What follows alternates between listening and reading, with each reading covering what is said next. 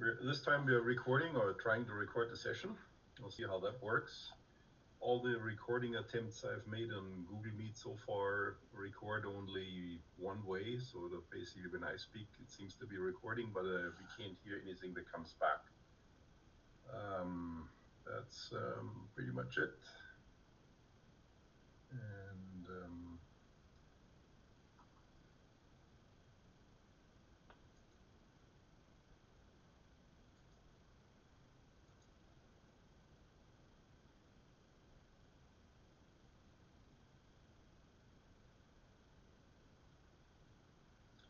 York, I have one of my students here who knows a lot about this project. I asked him about recording and get some advice from him.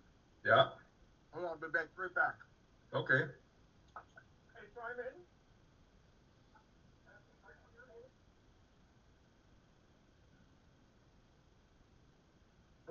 Simon, so we want to record this over here. How do we record this?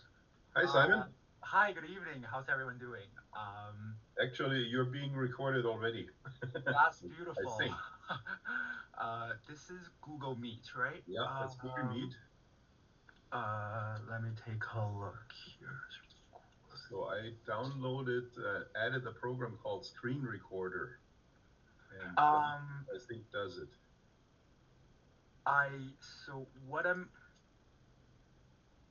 From what I'm seeing here, so Google Meet does not have a record function, but I can record with Dr. Kearney's computer natively. If that's something that's. Are you recording it, Jorg, already, or? Yeah. At least it says it's recording. So it's there's an additional app required for that. Google Meet doesn't have that. Yeah. Would you like to record on your computer as well? You want me to record on our computer too as well, just in case? Sure. Yeah. Yeah. It's probably going to make a pretty big file. So. Will you put it up on the internet afterwards? Yes, we have to take it out and then put it on the internet. Yeah. Sorry. So if it doesn't work, just ask, and then Simon will put it on the internet somewhere. Yeah, and in the meantime, I should ask all of you if you're okay with recording the session. So if you're opposed, okay, I see lots of thumbs up. Thank you. Do this. Can we put to YouTube right off the bat? Not right away. I have to take it out and then give it to Rad. Okay. So I'm just gonna make sure that microphone is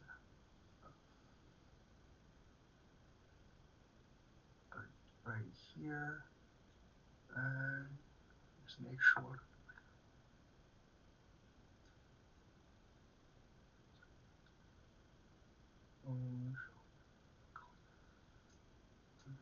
Okay, that should be my perfect. Yeah. What do I do once it's over? You just right now it's recording. When it's over, click on this button here, and that ends the recording. That little circle. If you click on it, it'll end it right now. But if you but afterwards, click on that. Yeah. Just click it once. Yeah, just click it once. Okay. I take a picture. Yeah. If you have any issues, just call me again. It's right over this here. Yeah. Can you take a picture of that? Yeah. Perfect. Okay. Perfect. All right. I'm so sorry. Go whenever you're ready. I didn't mean to interrupt. Okay. Yeah. I'm ready now. So, did any of you have any questions, or does any of you have any questions regarding what we went through last session there? No, everybody says good. I also forwarded you a number of links for good material, like the FAA glider flying handbook is really good. I mean, for a government agency to come up with something like this, and they leaned heavily on the gliding community for that. There's even Uli Kramer, who is the owner of the Schleicher Airplane Factory, he's named as a contributor. And so look into this. This is really the best all-encompassing gliding publication to learn is that one, and it's also presented in a really nice way. A lot of the stuff is pretty dry and difficult to understand, but in the glider flying handbook, it's pretty good. I'll just show you a quick page of that. Okay, share the screen.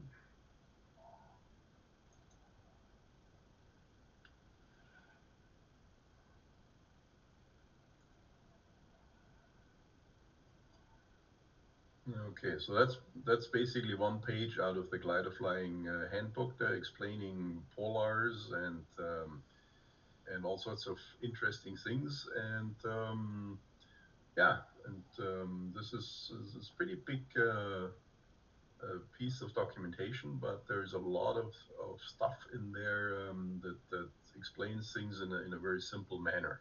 We'll when we go to several questions, then we'll go back to this and sometimes find the answer or explore the background of the question in that.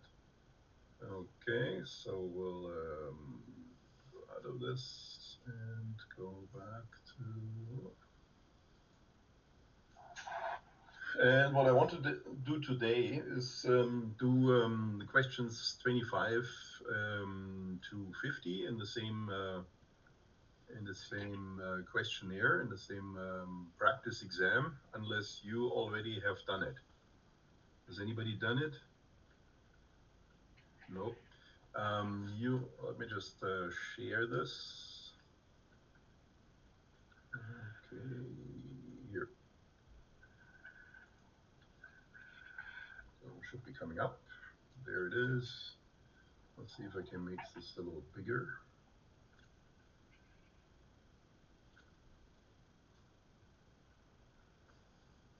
Did it get bigger for you or not?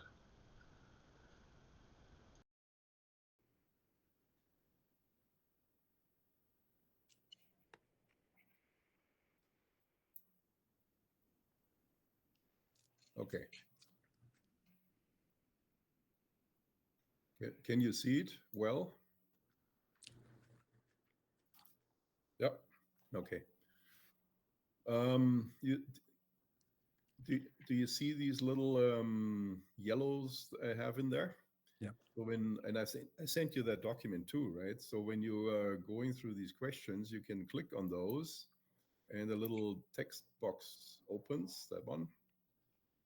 And it basically says, in this one, it says review load factors over airspeed and this kind of stuff. There's a diagram for this.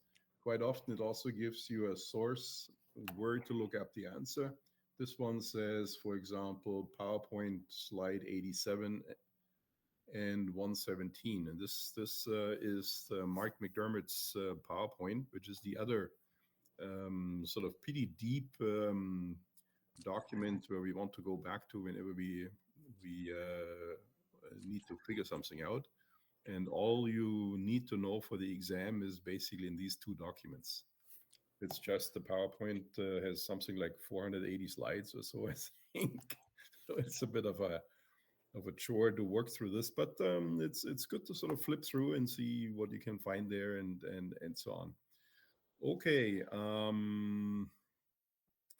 The one question we were stalling on a little bit the last time was the axis. Which axis is what on a glider, on an airplane, right? And just to bring this back up, do you still remember which axis is what? What the longitudinal axis is? Here's my plane. So the longitudinal one is basically going along the fuselage, right? So it starts at the tail of the glider and goes out the nose. And that axis, if you sort of roll like this, you are rolling around this axis. So this axis will do the rolling of the airplane. Then there is the lateral axis that goes basically from one wingtip to the other. Now, of course, gliders don't have swept back wings, and that lateral axis is the pitch axis. So basically, when you put the nose down or bring the nose up, you're sort of pitching, you're turning around this axis, right? What we call it attitude, which way the glider is pointing in the air. It's also called pitch. Pitch is basically high pitch, right up there. This is normal flying pitch. Or with the glider, it's always a little nose down, right? So we call it the attitude. It's also called pitch, and the axis around which this is working is the lateral axis. So stability, longitudinal stability in a glider is basically the stability around this axis. So when you let the stick go, it'll fly straight to at whatever speed you have trimmed. If it's an unstable glider, it'll bring the nose down, come back up, and this kind of stuff. And this is, again, it's unstable around the lateral axis in the pitch. And then finally, there is either they call it the Z or Z axis. It's the vertical axis that goes through the glider. And that one is basically the axis when the plane turns like this. This is the vertical axis it turns around. That's the yaw. It controls the yaw. So we have longitudinal axis rolling, lateral axis pitch, and vertical axis or Z axis yawing, rudder. Okay, and what do you control with what surface? Obviously, the pitch. You have the elevator. The rolling, you have the ailerons, and the yawing, you have the rudder. So these are the control surfaces that control the plane's movement around these axes. Okay, so here was the longitudinal stability refers to stability around what axis, and of course the danger is that somebody says, yeah, obviously longitudinal stability, longitudinal axis is not right. It's the lateral axis, it's the pitch. Okay. Then we were talking about the last question I think we dealt with was 24, the stalling speed of a glider in a coordinated turn. Is it the same or is it higher or whatever? I think we came to the conclusion it's higher. Why is it higher in a turn?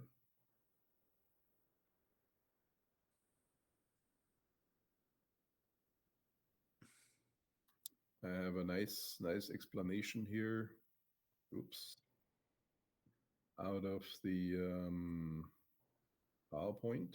I'll bring that one up. You just got to find it for a moment. There it is.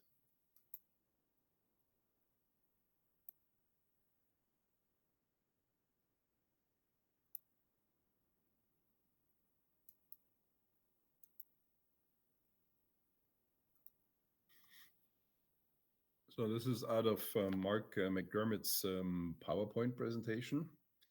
And it shows basically an airplane flying straight, right?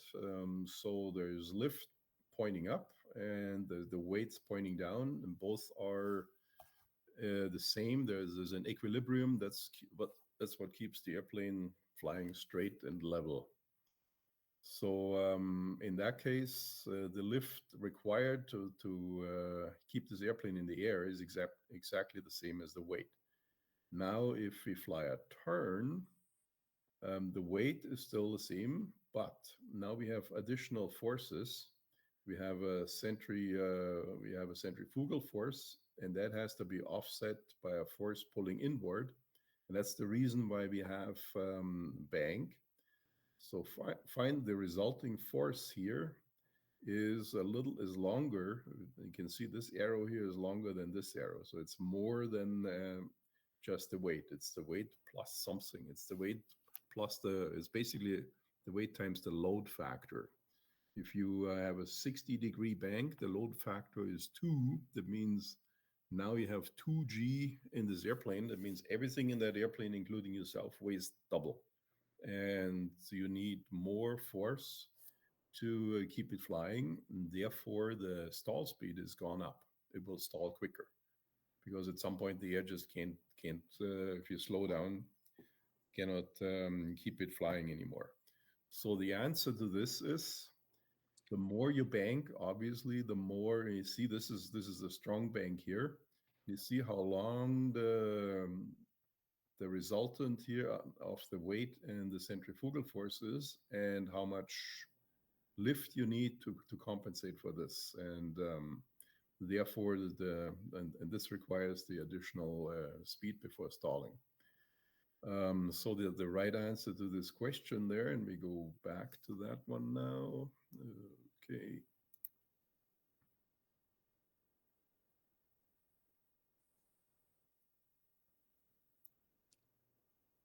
And we share the other one again.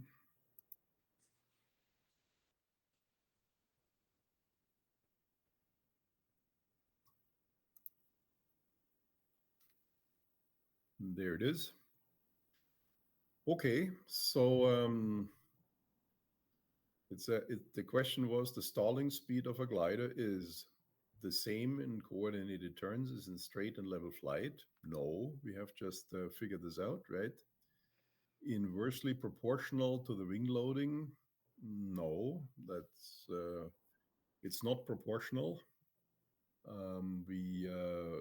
This comes close, but it goes with the lift force goes with the speed square, so why it's not proportional. Okay, it's not affected by aerodynamic loads. This is wrong, and it's greater in coordinated turns than in straight level flight, and that is for this one the right answer. Okay, now we're going into new territory here with. Sorry for this here. It's question number 25. The ratio of the total lift force acting on the wings of a glider during the flight to the gross weight of the glider is known as the. Anybody have any guesses? Number one. The lift drag ratio? No. It's the lift drag ratio is something else. It's basically this the L over D, which is the glide ratio. But just think about it, the ratio of the total lift force to the weight. The weight never changes, or you're flying, the weight doesn't change, right? There's the pilots in there, and so, but the lift force of the wings can change, can be much more. And what happens if the lift force is higher than the weight? Plane goes up. It accelerates the glider up. And how does this feel when the glider accelerates up? You all have experienced it already. You have increased what we call an increased G-force. Right? If you sort of come down and start pulling up, you can really feel it. All of a sudden you get really heavy. Or the same thing, we talked about this in a turn, in a strong turn, you need a pretty large lift force to maintain this turn, but the weight is still the same, right? So and there is a relationship between the two, and it is called the load factor. And the load factor is basically, it's a fancy word for 1G, 2G, 3G, and these things. So a load factor of 2 would be you're experiencing 2G. So you have twice the lift force of your weight. So you're accelerating up, or you're being when you come down, your down is being stopped by a higher lift force, and that expresses itself in a G force. So it's called the load factor. So if you go through the possible answers, I guess, so lift and drag ratio, we know what that is. This is the glide ratio. The aspect ratio, I think they mean ratio here, not ratio on. The aspect ratio, do we know what that is? The aspect ratio is how long and thin the wings are. Basically, the wingspan in relation to average width of the wing. So a long, thin wing has a high aspect ratio, and a short, stubby one has a low aspect ratio. And high aspect ratio is good for gliders. The higher, the better. Okay, and this may come. Any of these terms may show up in an exam, right? Power factor. This may have something to do with power flying. I'm not so sure. I know factor only from electrical engineering, so this may have been just a made up thing in here, right? But in this case, the right answer is the load factor. And if you look this up here, what does it say? There is load factor over airspeed diagrams in both the slide deck as well as the FAA glider flying handbook. Okay, any questions to that?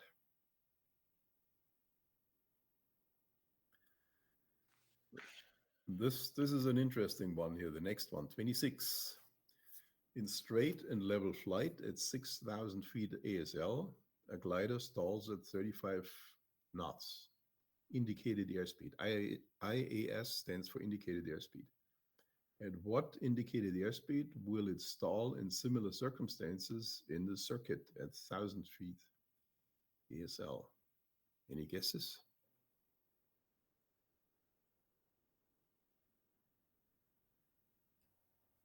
I would say it's lower because the air is thicker.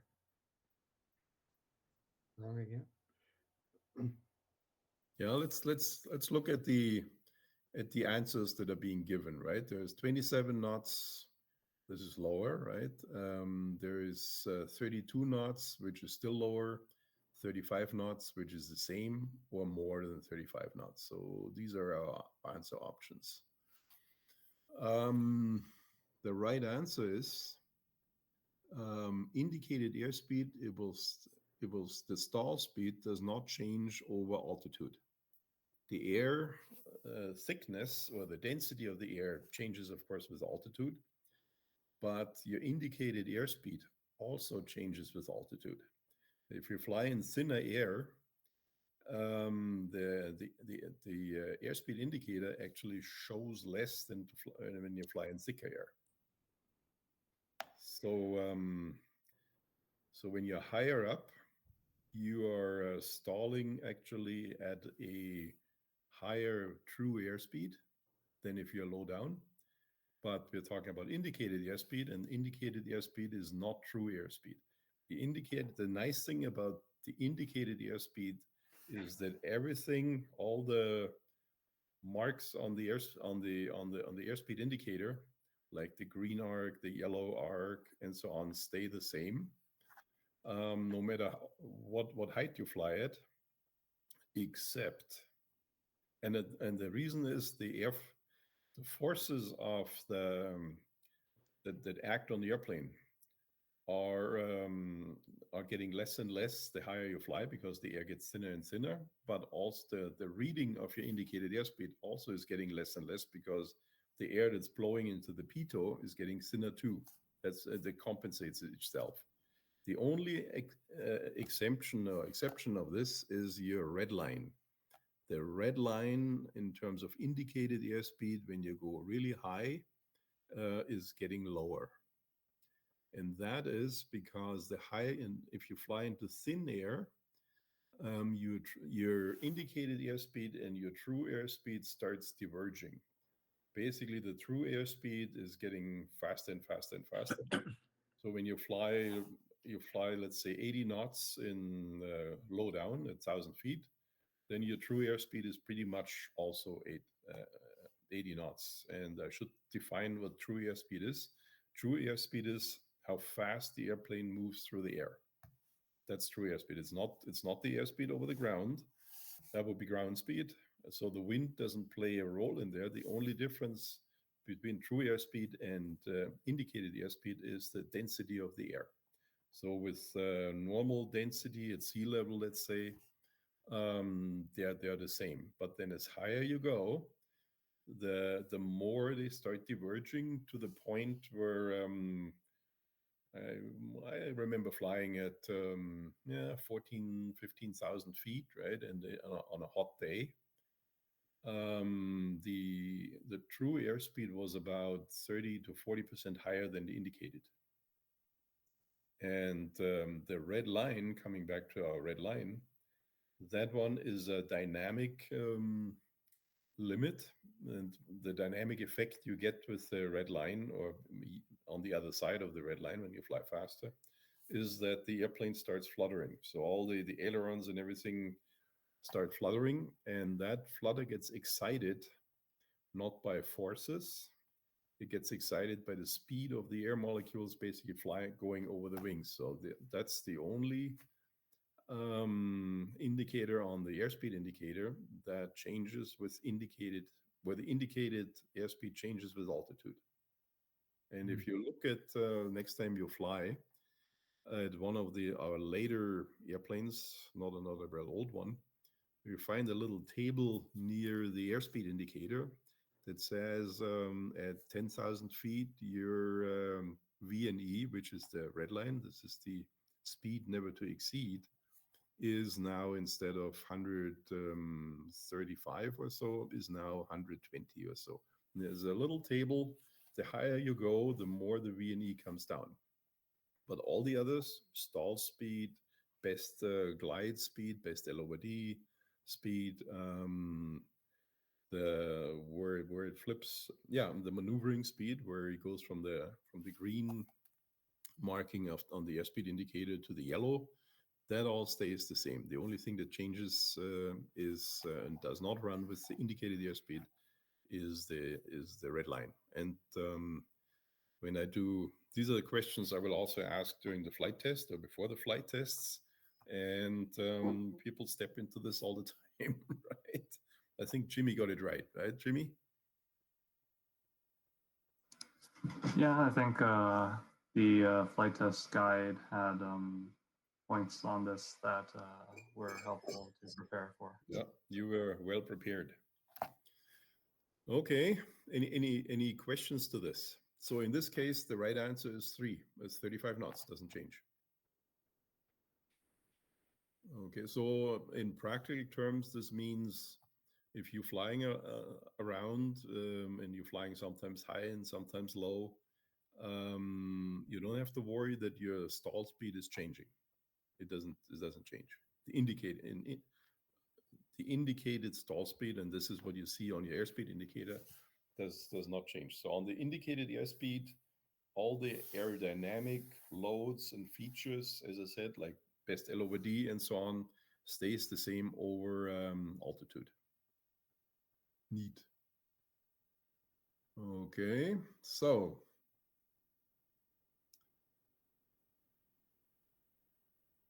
number 27. While on tow, a glider pilot is unable to release the tow rope. The signal to indicate this condition to the tow pilot is to, you all know this, right? I hope. Yeah, I see. Okay. Okay, it's so which one is correct? Fly to the left of the tow and rock the glider wing. Yes, number 4. Yeah, I see 4 from Reg. Yes, we all. I'm glad you know all this. Basically, I always say there's 2 important signals on the tow, and these are the 2 never to be confused. And this is when the tow plane rocks its wing. This means release, and when the tow plane wiggles the rudder, this means you have your dive brakes open. And don't confuse them. All the others are more academic, right? But this is the 2 you should never confuse and never forget, because people have taken off with the dive brakes open or unlocked and they came out, and the tow plane waggled the rudder and the guy released, right, with open dive brakes. Was not good. Okay, so Wait, nowadays, would people actually just communicate through the radio, or? Yeah, but sometimes when the dive brakes are open, it is quicker to give the rudder wiggle, because if the tow pilot calls the glider guy up and says, your dive brakes are open, and the glider guy says, what did you say? And can you say again? And by that time, they already died. For dive brakes open, I think the rudder waggle is probably the best. Yeah, you can talk on the, for example, when you cannot release, you have lots of time, right? You're high up, you can to talk. This is good to talk on the radio. Only if you cannot talk on the radio, then you can try this sort of coming over to the left and rock your wings, right? But that's not a really critical thing either. The critical things are release immediately because the tow plane has a problem or whatever, right? The engine is coughing, or the other one, close your dive brakes really quick. And okay, so a weak link. You all know what a weak link is, right? What is it associated with? Number one, tow line. Yeah. So, but just sort of see how they try to confuse you, right? So control cable, whatever this means, right? Dive brake, no, definitely not. Canopy latch, it could be. If you don't know what a weak link is, then you could maybe say, yeah, it must be with the canopy latch somehow, right? Because this is sometimes pretty weak. But you all know the weak link is in the tow line. It's either in the aero tow line or it's on the winch cable too. There too, we have a weak link. And the weak links have to be particularly in winching. They're specific to different airplane types. And so we always have to make sure we use the correct weak link. For aero tow, it's not such a big deal, but definitely for winching. Okay, so we'll go further here. Okay, so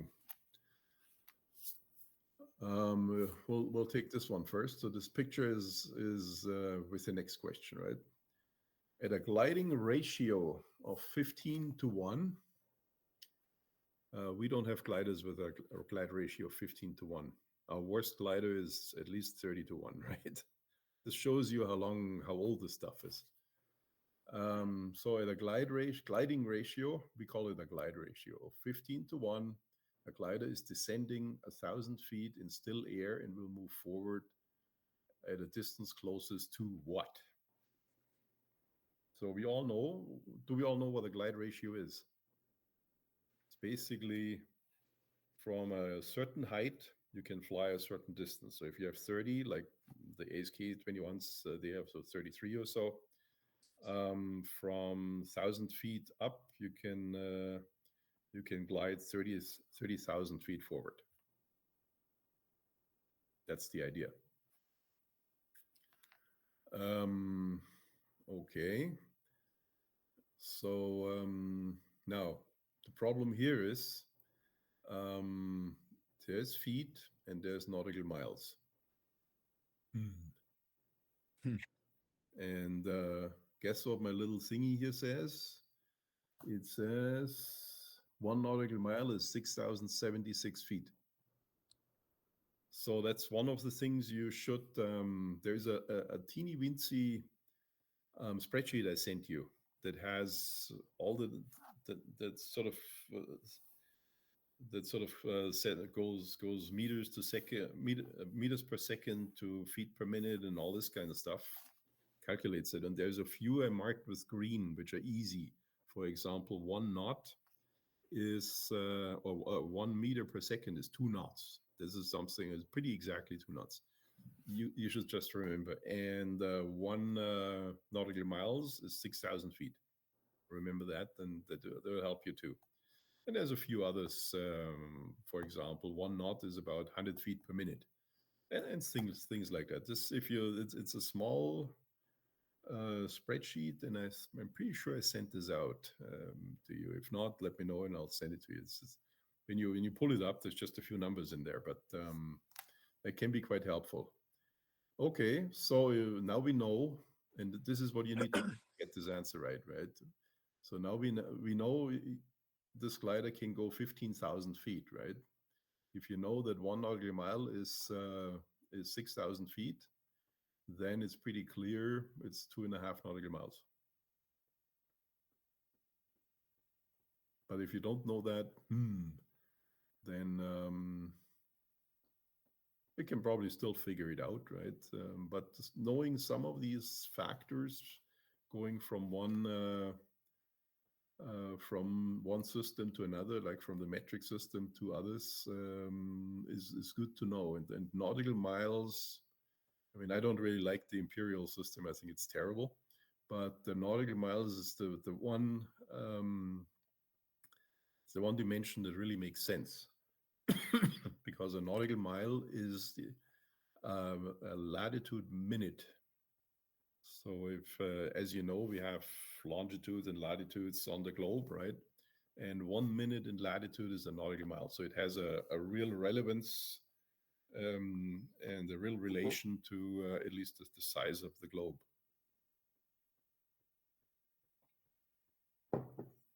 Okay. Then we have this picture here. The above signal means everybody knows that, right? Stop. Stop. Yeah. It basically, you put both hands up. That means stop. And then if you see somebody putting the hands up, you put yours up too. See the other guy is putting this up too, right? So so that it's clear to everyone, we need to stop whatever we're doing right now. We need to stop. It's usually in conjunction with a takeoff, right? Where something is wrong, there's a glider on short final or whatever. Somebody sees him, he puts the arms up, says stop, stop, stop, because we want to let the glider land before we start towing. Okay. Okay, so the above signal means stop, not take up slack or anything. It just means stop. But you know this from everyday flying. It's also okay. And the next one you know as well, right? In gliding, an important use of wing spoilers is to what? Well, first of all, technically, the spoiler is the wrong term. A spoiler is actually a thing that is hinged and stands up. Our dive brakes come out of the wings like this, the so-called Schempp-Hirth dive brake. But okay, sometimes they're also called spoilers, but strictly speaking, technically the spoilers are hinged in the front, like the old 126s had those. Totally ineffective. But airliners have those as well. They help them rolling and that kind of stuff. And here it's meant as basically a dive brake. Okay, so what does a dive brake do? Does it increase the rate of descent? Yes, right. Does it increase the rate of descent at the same airspeed? Yes, it does that too. Let's see what the other answers sind. Does it increase the lift without increasing drag? No, definitely not. Does it make safe approaches possible at slower airspeeds? No. What kind of aerodynamic help would make approaches possible at slower airspeeds, by the way? Flaps. Yes, flaps. If you put the flaps down, then you can fly slower. So all the fancy guys like the Arcuses and so, they have a landing flap that allows them to come in a little slower. Okay. Does it improve the lift drag ratio? No, absolutely not. That's the opposite, right? So come back to number one. It increases the rate of descent at the same airspeed. That's the right answer. But when you sort of go through your questions and you see one right answer, don't just stop there and say, okay, that's the right answer and tick it off. Read all the other answers too, because there could be two right answers in there. And then on the number 4, it says either 1 and 2 is correct or all of the above or whatever. And if you only tick off one and say that's the right answer, you get it wrong. So read all the possible answers that are being offered. In this case, it is 1. Okay. Then 32. To maintain an indicated airspeed, remember we are talking indicated airspeed, that's the one on the airspeed indicator. of 50 knots during an approach through a wind gradient where the headwind is decreasing. The pilot should do what? And you have the options to either pitch the nose down. Is that a good thing to do? Okay. Or to pitch the nose up, would that be a good thing to do? No. Imagine you fly through a wind shear and all of a sudden your airspeed drops because you're getting into the wind shear. You certainly don't want to pull the nose up, right? That would be definitely a recipe for disaster. Should you apply spoilers? Not really. I mean, yeah, you have to apply spoilers to land, but that's not your answer to a wind shear, right? Or should you maintain a constant pitch attitude? That comes closer to the truth. Okay, so you're flying at 50 knots and you're flying through a wind gradient where the headwind is decreasing. So what happens is if you fly through a wind gradient and the headwind is decreasing, we do this all the time when we approach it also into the wind. And if the wind is pretty strong, then we approach with a higher airspeed. So we have a little more to give because it will, when the wind is decreasing, it will decrease our airspeed, our indicated airspeed, because there's just less air hitting the airplane now. And how do we respond to this? If you see what you see is actually your airspeed going down, and your appropriate response to this is to put the nose down a little bit to basically maintain your 50 knots. All of a sudden it drops to 45 knots or so because you're now going through that wind gradient, and put the nose down, stay at 50 knots. That's the idea. Definitely do not put the nose up. That makes things really, really bad, really, really quickly. And spoilers, this has really nothing to do with spoilers. You want to basically compensate for this wind gradient and having less headwind now as you go through it. And that typically happens sort of on the last 100 feet of your approach, when at altitude or aloft, the wind is usually stronger than on the ground because of all the ground friction. And we have to fly every time, and there's a wind, we fly through that gradient.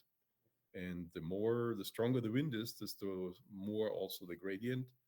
And that's, if there's no wind, there's no gradient, right? So that's why the stronger the wind is, we set our approach speed a little higher. So yellow triangle in most gliders means the recommended approach speed when there's no wind. And if we have a wind, there's very, very few days where there's no wind. If we have a wind, then we add basically the wind speed to that. Let's say the yellow triangle is at 50 or so. Then we add the wind speed. If it's 6 knots or so, and we go 56 now, plus half of the gust. So if the wind's gusting, let's say 10 gusting 15, we add the 10. And the gust from 10 to 15 is 5. That is actually the gust. And so we add another 2.5 to 3. So we basically add 13 knots on a 10 gusting 15 wind. Okay, so, and in order to maintain your 50 knots, because you don't want to get less, you pitch the nose down a little bit, of course, not a whole lot, right? So you're flying along like this on your approach, right? Now you go through your gradient, you go a little further down, and keep an eye on the airspeed indicator. If it goes above 50, then bring the nose back up a little bit to stay at 50. You don't want to get super fast either. Okay, so number 1 is the right answer. And number 4 is it's a not very wrong answer, but totally wrong would be number 2. And number 3 is basically not relevant for this particular case. Okay, you gradually apply your spoilers if you're too high, right? When you're climbing above your approach path. That's when you use more spoilers. Okay, Crosswind. That's fun. Okay, this is a crosswind chart. And to help you figure out what is the crosswind component. I mean, let's say we are flying off runway 36, this be our runway, and the wind is quite often is maybe 300 degrees, right? So this would be 360 there, and the wind is if it's 60 off, then we're here. And the question is, what is our crosswind component? The crosswind component is how much of a wind component do we have 90 degrees to us?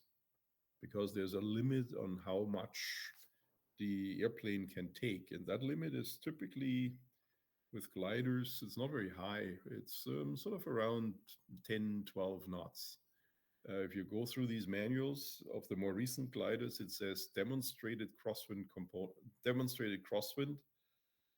performance, and it says 12 knots or something like that. That doesn't mean you cannot fly in a stronger crosswind, but it means up to 12 knots they have tried it, and beyond that you're on your own. You're the test pilot. Okay, so let's go back to the example I just had. Let's say we have a northwesterly wind, 300 degrees, and let's say it is 15 knots. So we would go in here. This is 20 knots, like this ring here. These rings here are the knots, right? Then, so we go on we come down to 60 here. We go, this is 20, 15 is here. And then we project this down, straight down to this line. And it's above 10. So we'll have under these circumstances, we would have more than 10 knots crosswind component. Okay, now let's look at the question. So the flight manual states that the maximum crosswind landing component applicable to a particular glider is 10 knots. Crosswind basically means 90 degrees to the runway. So this here, okay, is 10 knots.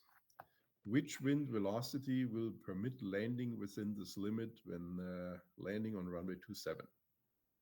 Okay, there's a number of things we need to know.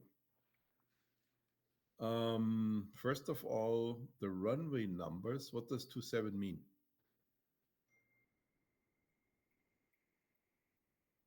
You get that. 270, like, or 270 degrees, yes. Is it magnetic or is it true? magnetic. Magnetic, yes. So that's important to know, because it gives you the wind here also in magnetic. So you don't have to convert from magnetic to true here.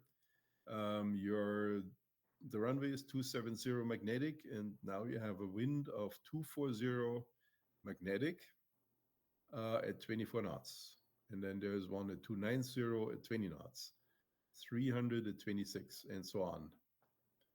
Okay, so if they give you this little chart with it, then it's pretty easy to figure out, right? If they don't give you the chart, then so my little note says here, runway heading is magnetic, crosswind component, and you can also can also calculate it. It's basically the sine of this angle, right? Then you get also the factor for the crosswind. But anyways, we'll use the chart. We can also just look at the answers and see what's there. So what is an option? It's 240 at 24 knots. 240 is 30 degrees off. So 30 degrees off the runway heading, right? We have a runway 270 at 24 knots. We have 290 at 20 knots. We have 300. That's 30 degrees off to the other side at 26 knots. And we have 330 at 15 knots.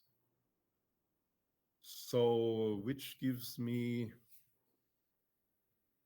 the least crosswind component of all of those without knowing anything else. I would say 290 at 20 knots is definitely a candidate because I'm only 20 degrees off the runway here, and 20 knots is less than this 24 and less than the 26. So of those three, it would be this one. The only question is, what about this guy, right? And so there we go into the chart. Let's do the 330 at 15. So 330 is 60 degrees off here, and we come down and we go 20, 15, and we go straight down. We're still outside the 10.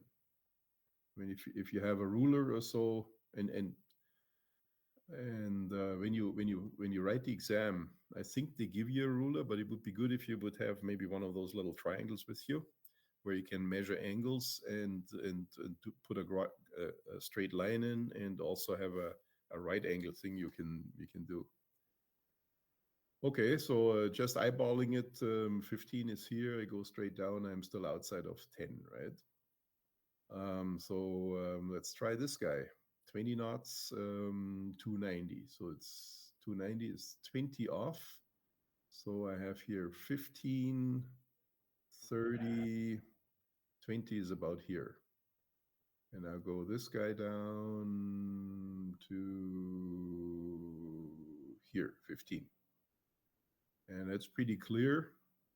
If I, even at 30, like, which is already a little more, going straight down still lands me in the 10.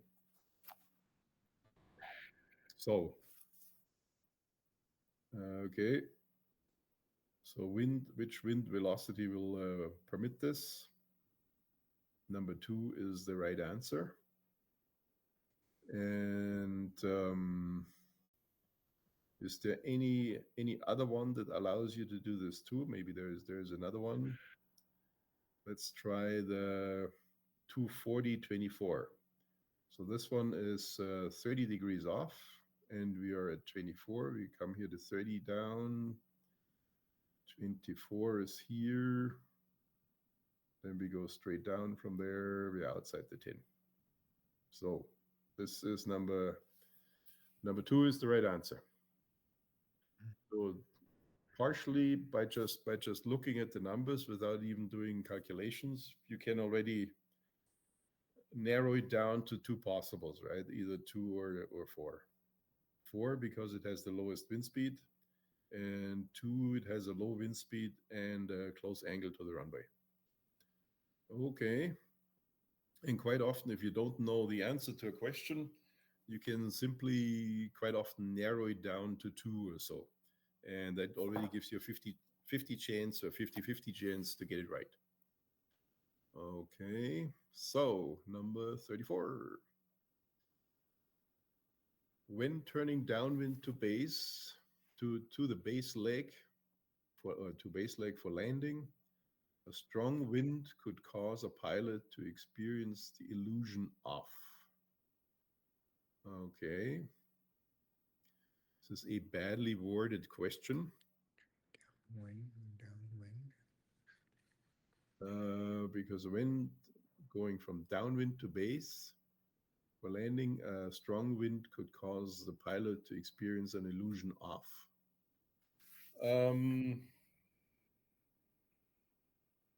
It would be nice if they would say where the strong wind is coming from, right? Since they're not saying this, it's of course a little bit of the thing. So your turn. Say again? I think we can assume that the wind is not at an angle. Just assume the wind is blowing straight down the runway. Straight down the runway, yeah. Mm-hmm. Okay, so now you're turning basically from a tailwind into a crosswind, right, on the base. Exactly. Yeah, okay. I think that's. And so what could the illusion be? Could the illusion be that you skid? Yeah. Could be.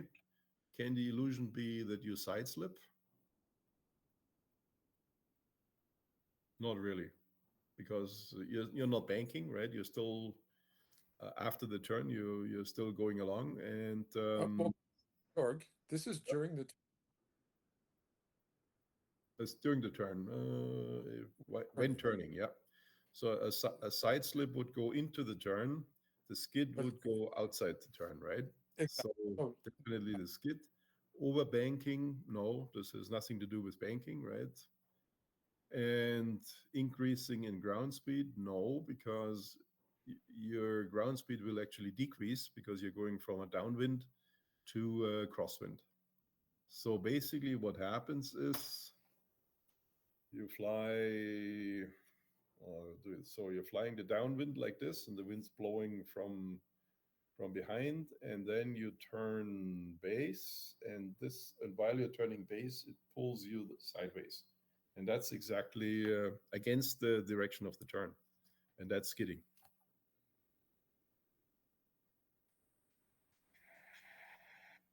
So and it's very important if you slip or skid in a turn, particularly in the turn to final. So when you bank for the turn to final, if you're sliding into the turn, that's slipping. That's pretty safe. If you're skidding out, and this is when you have too much rudder, right? Then you're not enough bank, then you skid like this.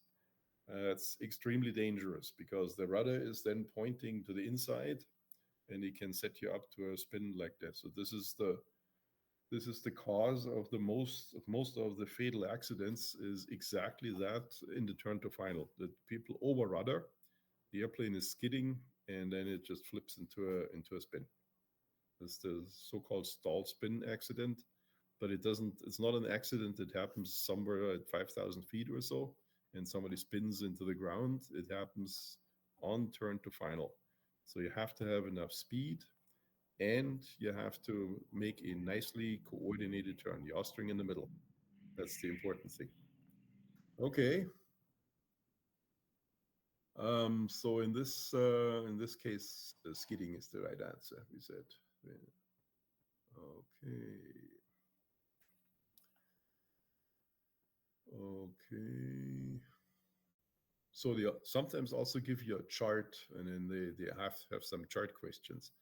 In the old days, we could bring up all sorts of charts on from a website called SkyVector, and the SkyVector is still there, but it took all the approach nav Canada for the airspace information in Canada, and nav Canada said, no, we're not giving it to you, we sell it to you. They said, well, then Canada just is then a white thing, right? So that's why we can't see from SkyVector, we cannot get any charts anymore that cover Canada. There's still coverage on there, show airports and so, and some airspace, but not the really important things anymore. Okay, so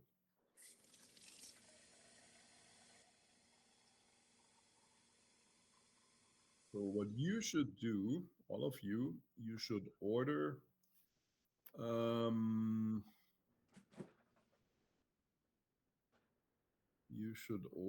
yourself. You need this anyways to fly safely. 1 to 500,000 chart of the Toronto.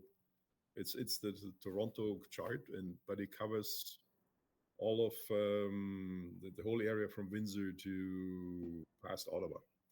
And you should buy yourself one of those. It's about $20. It's important for chart work. Who of you has a chart? Okay.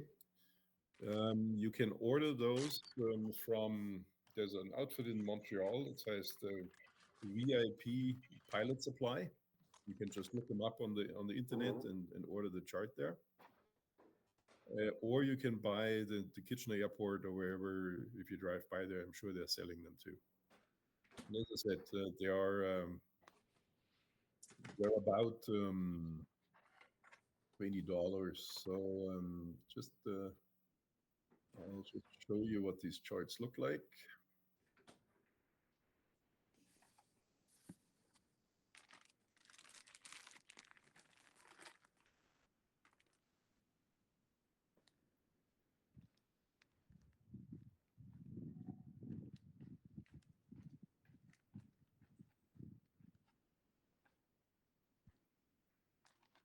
Mhm.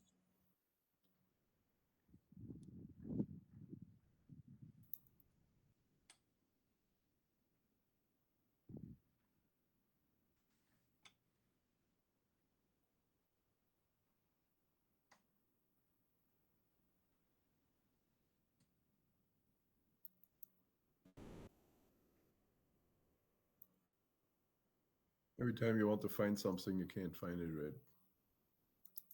Okay, here we go.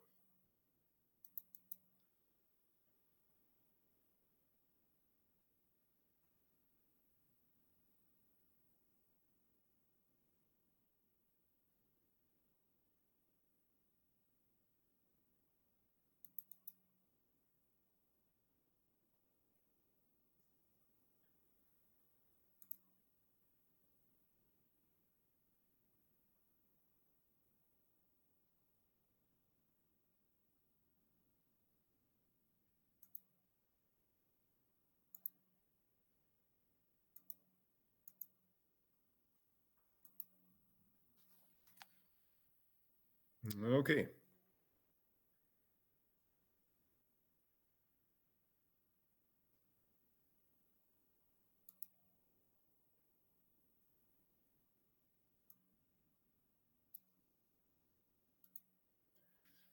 So, this is a part of the Toronto VNC chart. The scale is 501 to 500,000.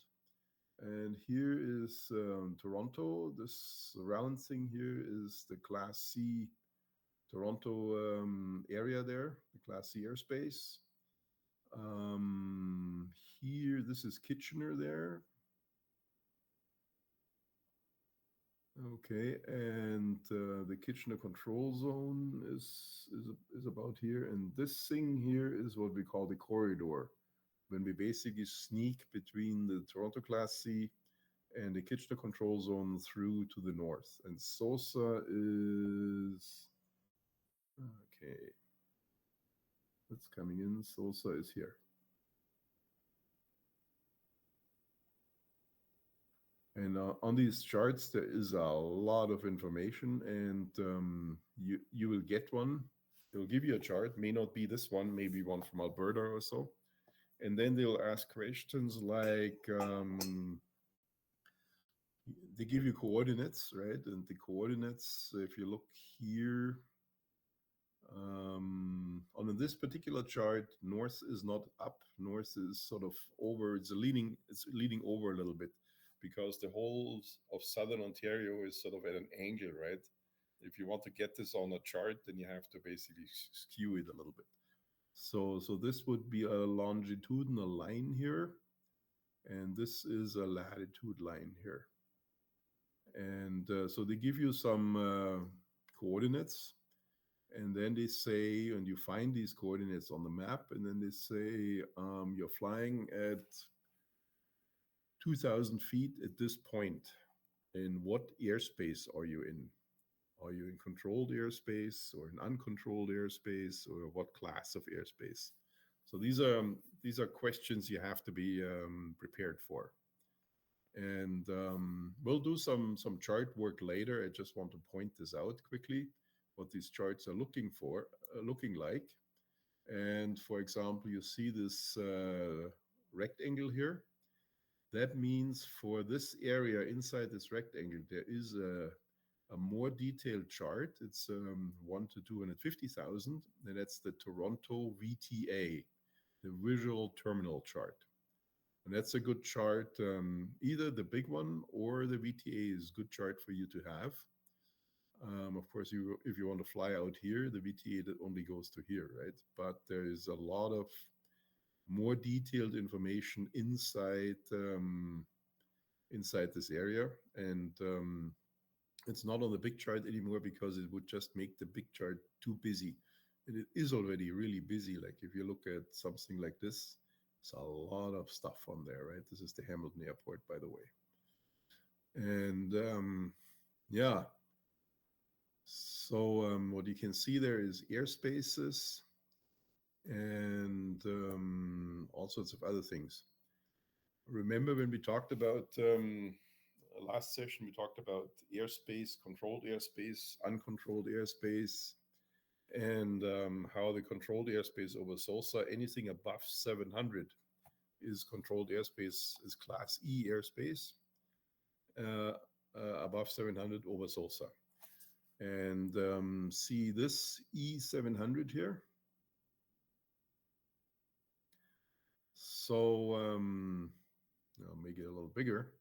So inside this line here, this ragged line here, the floor of the Class E airspace drops down to 700 feet AGL, and SOSA is in that line. That's why we are, as soon as we fly higher than 700 feet, we're in Class E airspace. So do we still remember what's different if you fly in controlled airspace versus uncontrolled? Who has any idea? What's different is the VFR minimums for visibility and cloud distances. So we don't have to, in Class E airspace, we don't have to talk to anybody, but we have controlled airspace minima, and they are 3 statute miles visibility, and you have to stay away 500 feet vertically of clouds, and I think it was a mile horizontally of the cloud. Otherwise, you can happily fly in Class E airspace as we always do. But we are sharing this airspace also with IFR traffic. These are the airliners that fly into Hamilton and Kitchener, and sometimes they're pretty low, and they are controlled. So in a Class E airspace, you can have ATC service. In uncontrolled airspace, you cannot have ATC service. They can still fly control. They can still give you a clearance into flying IFR in uncontrolled airspace, but you're pretty much on your own. Okay, so all these things you can find, and so I would suggest buy yourself the VNC visual navigation chart, the Toronto leaflet. And as I said, I'm sure you can get it in Kitchener, or in Hamilton if you live in Hamilton, or you can mail order. You can order it from. It's called the VIP Pilot Supplies, and they have a lot of stuff. You can buy radios there and all sorts of things. So it's in the old days, in the good old days, because it's in Montreal, there was no tax on it. There was no PST on it. But in the meantime, they smartened up. And it's Ontario PST you buy, you pay, or HST actually. Okay, just to let you know what these charts look like and what the information is on there. And I'll also show you an example of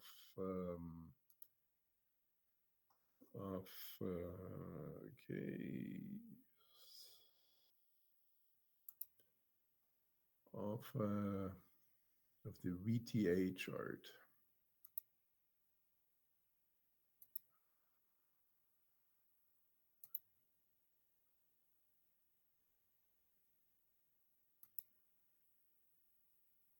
Yeah, that's just a small example. Okay.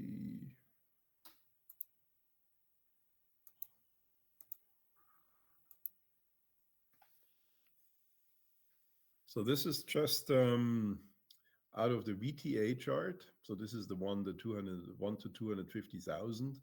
And it gives you a lot more details about the Toronto Class C airspace. So this is in the north of Toronto. And these rings are the various floors of the inverted wedding cake.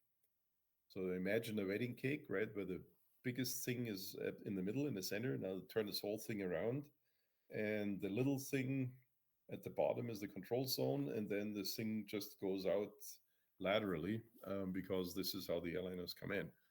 Okay, and these rings basically show you different floors or ceilings.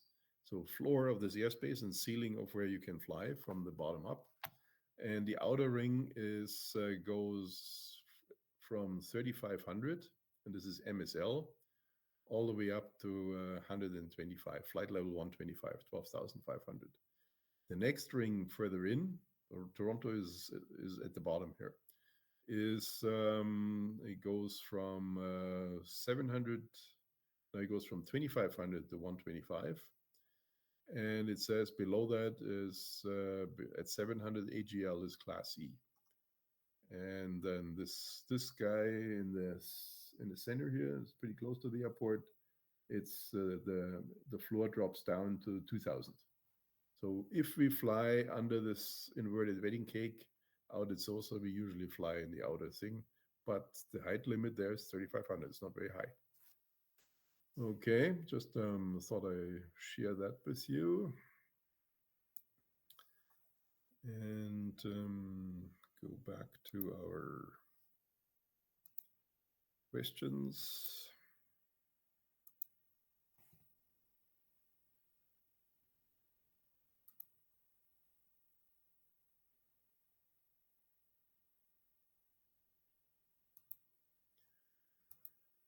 Okay, so it basically tells you which chart you have there, blah, blah, blah. This is what we talked about. So, and then it says a straight line drawn between any 2 points on this chart most closely approximates what?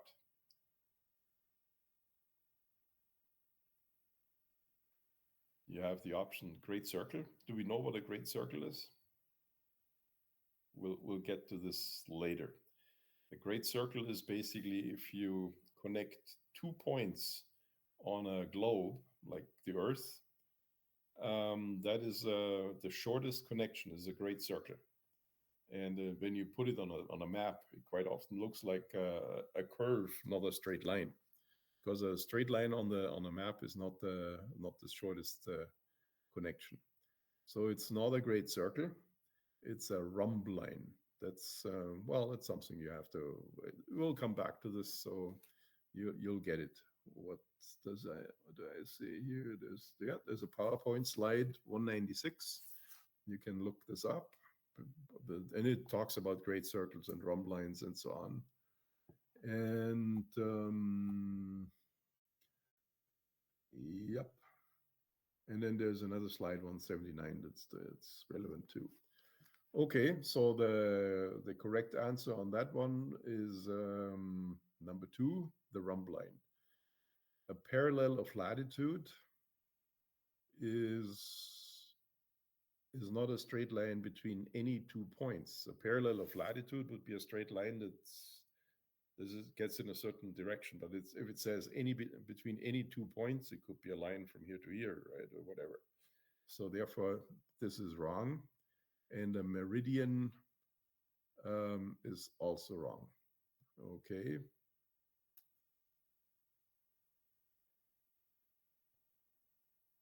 Any questions to that? But that's something we'll go more into navigation and so, and this will come up again. But again, if you know nothing about this, but you think logically, you can basically rule out a parallel of latitude and a meridian. If you know what a meridian is, then you can rule that out too. And it's a latitude line, right? Okay.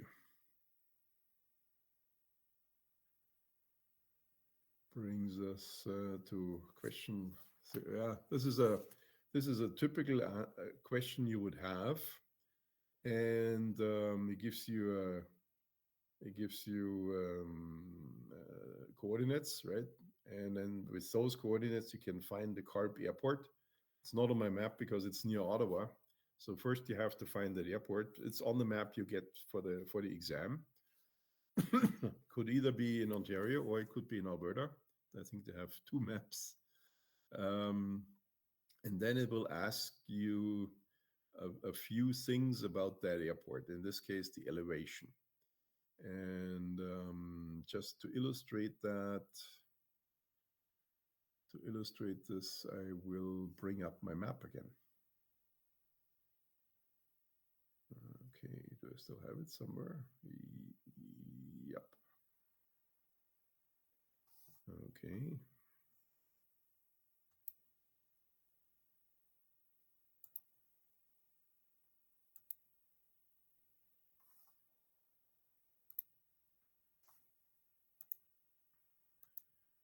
Okay, so we'll go.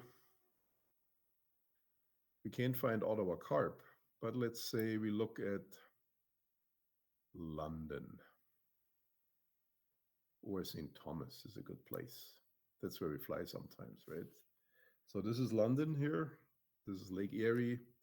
This is St. Thomas. And now I'm going to go in there a little bit. Okay. It's getting a little fuzzy. I'll find another map.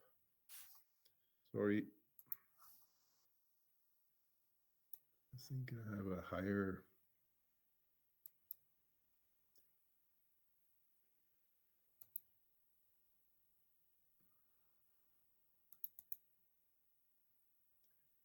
Higher resolution map. Yep. Okay.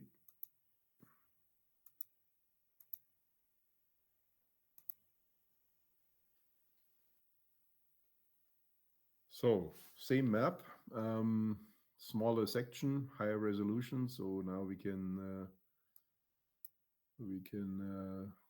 find something out on this map. Let's go. Kitchener is a pretty difficult airport. Hamilton is good. Maybe London. Okay. So this here is London. And no, it's not so good. Too busy. So the Carp is a. Pardon? Stratford. Yeah, yeah. Stratford is a good one. Okay, I'll zoom in on that one. Okay. Okay, then one of the question was, how high is the airport? What is the airport elevation? Okay, so here you see the airport. You see here a line go off and it says here Stratford Airport, and then there's a few things here. And the first number here is the elevation. Then there's an L in a box. That means there's lights. And then there's 50, which means the longest runway is 5,000 feet. And then there is the frequency, 122.8. So there's a lot of information on the map regarding this airport. And that's the kind of stuff they want you to figure out from the map. Remember, the question there was simply, what is the elevation? So if we look at another airport, then Brantford is a good one. The reason why I'm not going to really busy airports like Kitchener, because there's so much stuff on there, it's really hard to find things. Okay, Brantford, here's the Brantford Airport. Zoom in. Okay, so how high is the Brantford Airport?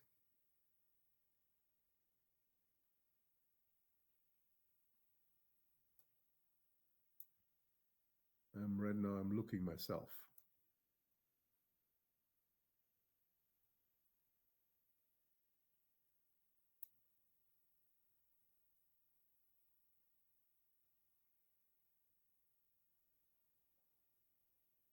Normally it should say this underneath here. Well, there's nothing, so we go to another airport. We go to Hamilton.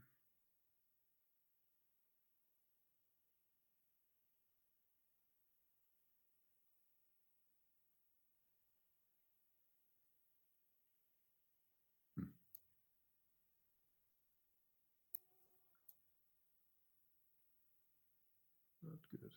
Go back to Brentford. It's gotta be.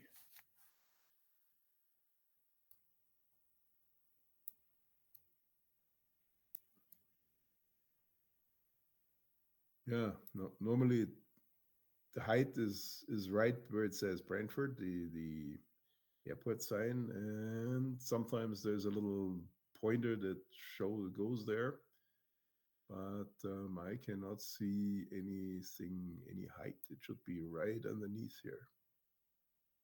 So, not good. Let's see if we can see something at Rockton. Kitchener, St. George, Rockton. No, it says R. That means it's restricted. So you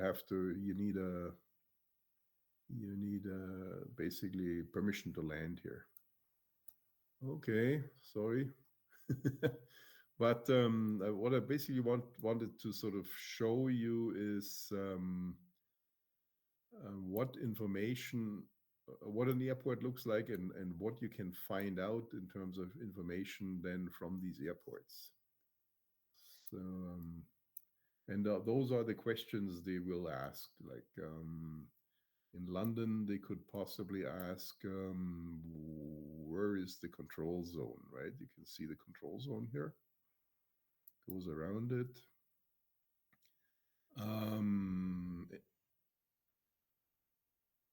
You see this box here? Bring this up. So it shows, this one shows the frequency for the London ATIS, which is the automated terminal information system. Shows you the tower frequency, the hours, and I guess it doesn't show the elevation either. And then it shows you see this up there, this line that goes from here up.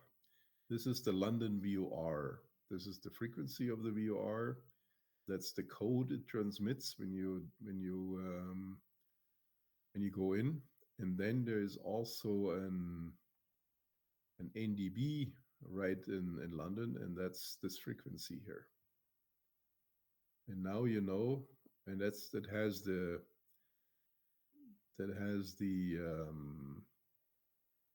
code XU. So this is the Morse code for XU. Now you know why XU Aviation is called XU Aviation, because they're in London. Okay, so much for maps.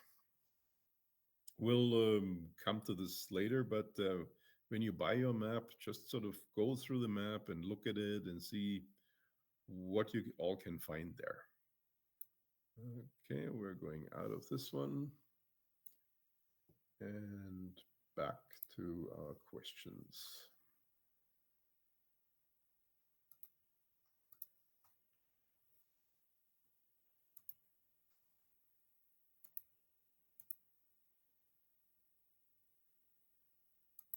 Any questions to this point?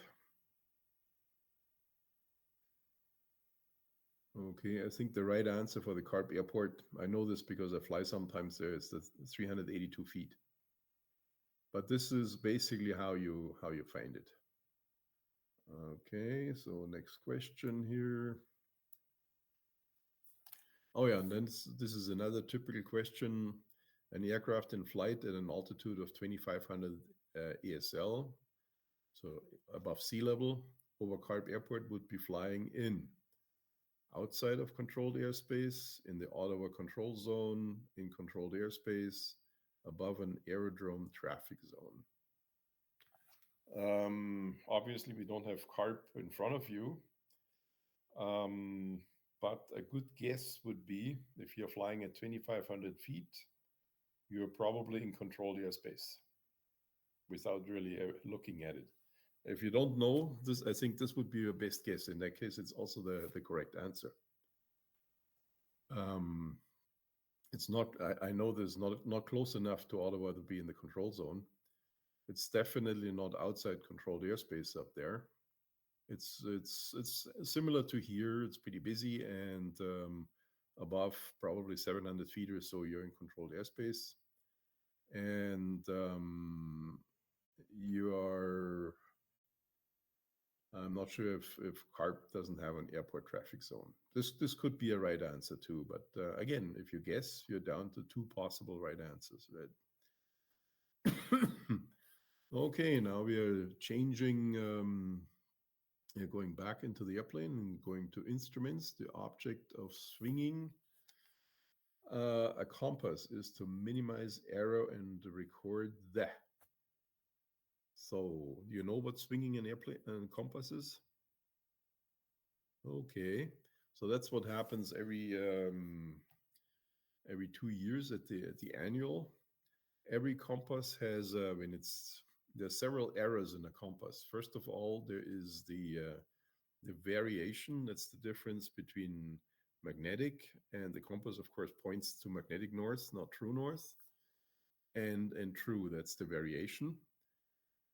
And the other one is the deviation. This is where the compass, simply because it's built into an airplane and there's magnetic influences, and so it doesn't show the exact, it is not exactly right.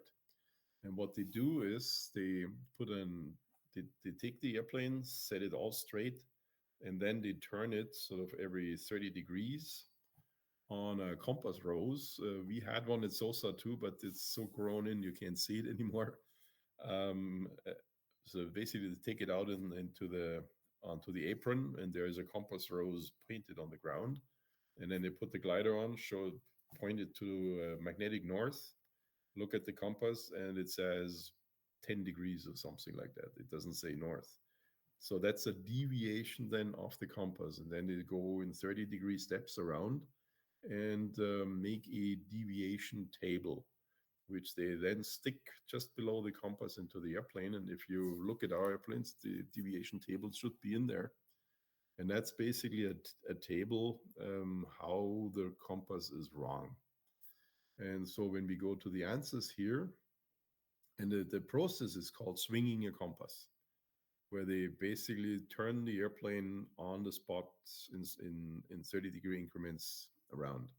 That's so the purpose, we call it the object. The purpose of swinging a compass is to record, first of all, to minimize the error. There's also screws on the compass where you can sort of put little magnets further in and out to minimize that error. If that error is really strong because there's some magnetic component nearby in the airplane, you can to some degree compensate for it, but it will never be zero. And whatever is not zero, you would then record on the deviation table. Okay, so it is not the variation, because the variation is the difference between magnetic north and true north, and it's different. It differs in locations. So, for example, the variation in Winnipeg is different from the variation here. There is one line in Canada where the geographic North Pole and the magnetic North Pole are in line. And on that line, it's the agonic line. There's no difference between true north and magnetic north. It's kind of nice. We'll talk a lot about this later, just to give you a sort of a rough idea about it now. So it's not, the variation is wrong. When we talk about swinging the compass and talking about the compass errors that are basically a result of mounting the compass in the airplane, it's always a deviation. It's not a variation, it's a deviation. It has nothing to do with the turn arrow. That's something different again. We'll talk about one day.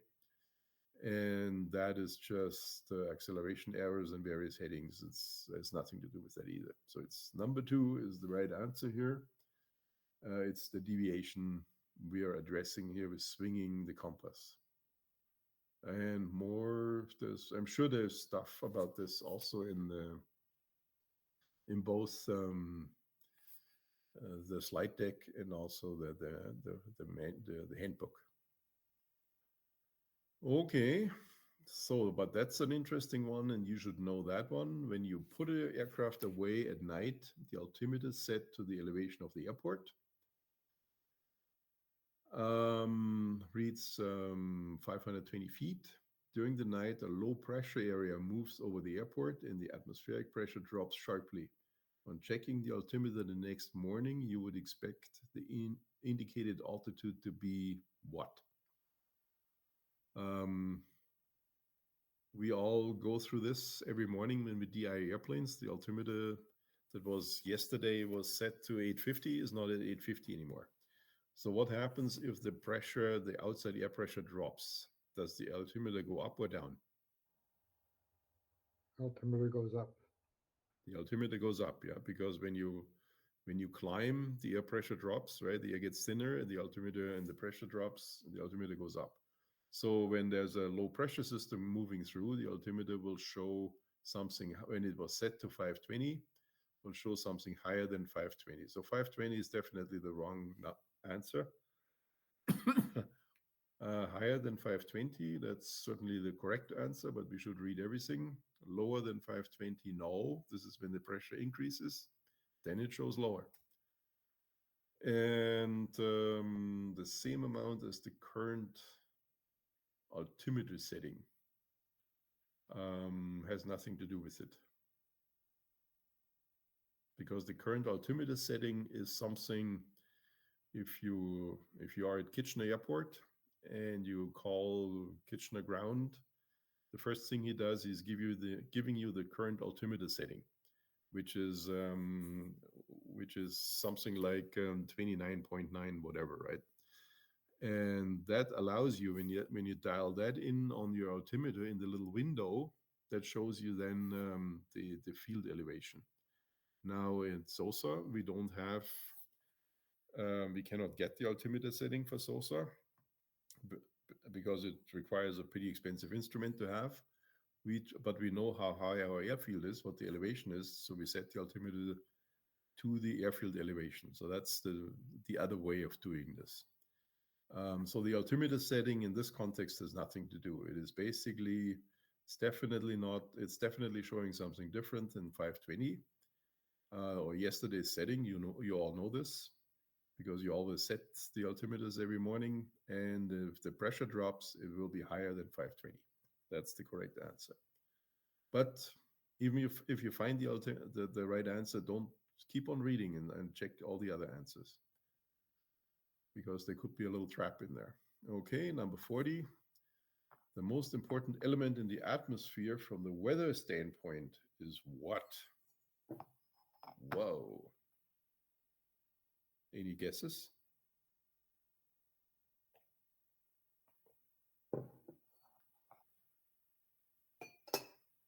So what's important in the atmosphere? I'm guessing one or three. Pardon? Yeah. I'm guessing one or three. Yeah. It definitely has to do with water. If you read my weather forecasts, the W-axis, sometimes I say, well, there is a humid air mass has moved in or a dry air mass. So it definitely has to do with the humidity, with the water. So we have two water things. We have water droplets and water vapor.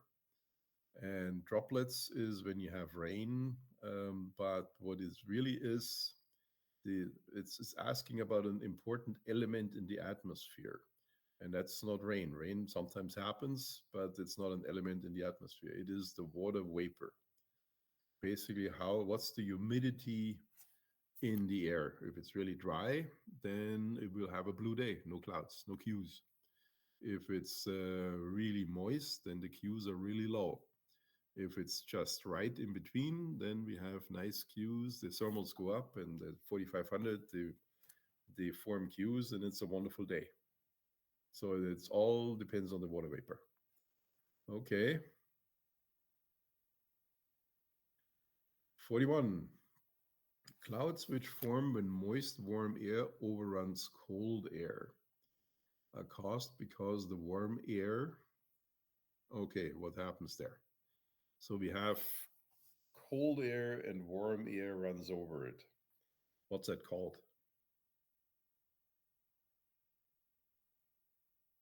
You read this in my weather reports.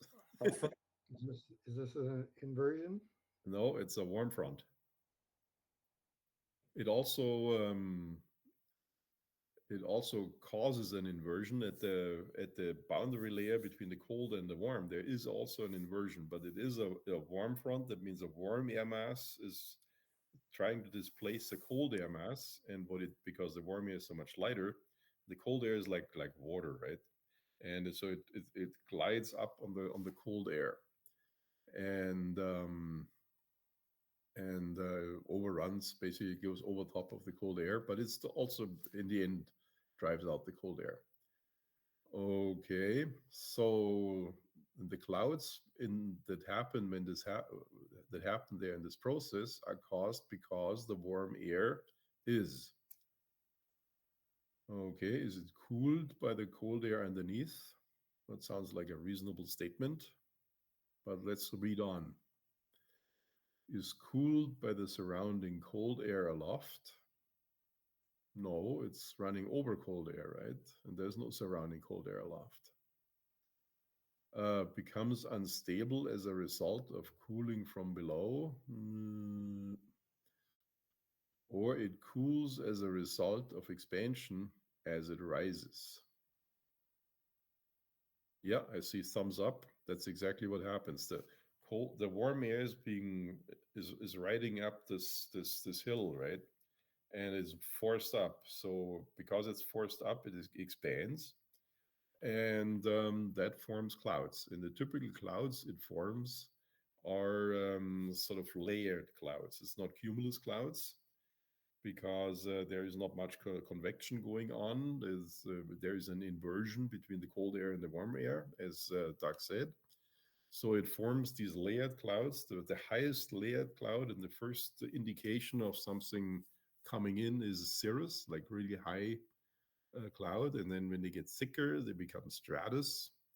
And then they start really, cirrus already affects the soaring conditions because it filters out maybe 20-30% of the sunlight. Then the stratus, you may still see a disk in the sky where the sun was, but it filters more or less all the sun out. And in the end, as the whole thing comes lower down as well, you have roll stratus and you have rain, and you have sort of the um, it's not very violent. When a cold front goes through, it's really violent. It's not very violent. You get steady rain, but it can take a couple days until this moves out. A cold front usually goes through within a couple of hours, but a warm front, it's a slow process, and it's basically the warm air riding up on top of the cold one, eventually displacing the cold air as well, right? And once this has happened, then you can actually have quite nice weather. Not necessarily good gliding weather because there's too much warm air around, but you can have, for example, yesterday, right, was a day like this, nice and warm, great to work out in the backyard and stuff like that.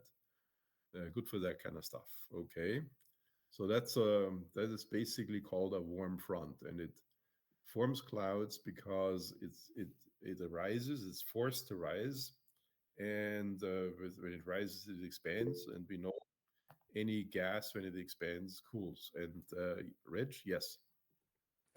Is that convergence lift? No.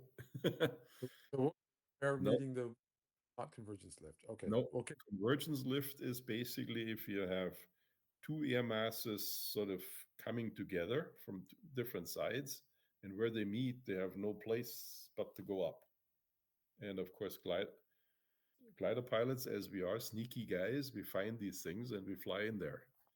And where this happens is because we sometimes also say it's along the lake, or quite often it's along the lake, at least here in Ontario, is when we have sort of a general airflow from the northwest, not too strong, maybe 7-8 knots. And then when it gets really hot in summer, quite often there's a sea breeze because over the water is still cold, particularly early in the year. The air descends over the water and then spreads out. So and this is that this air that's coming from the water hits the shoreline, and it goes against the Lake Erie, it comes from the south and it hits the northwesterly flow, which is the natural airflow. And this is where the two air masses basically come together, and there's only one way, and it's up. And that's why we have these convergence lines on Lake Erie, along also on Lake Huron and easterly winds. We have on Lake Huron, we also have convert. We also always want to go, there has to be a general wind direction that goes from the shore out to the water. And then locally, a sea breeze develops, or a breeze from the water in develops, and that sets off the convergence. Yeah, wonderful things, these converge. And but there's also convergences sometimes between two different air masses. For example, that's what we fly in Namibia. There's an air mass sort of more from the center of Africa that is more moist, and then there is another air mass that's really dry, and they come together. And at the boundary layer of these two air masses, again, remember the water vapor, the moisture has a big significance there. And at the boundary layer, this is when it really starts cooking. And again, sneaky glider pilots, that's where we fly. Okay, so number 4 is the correct answer here. And so wind, what's causing wind? We have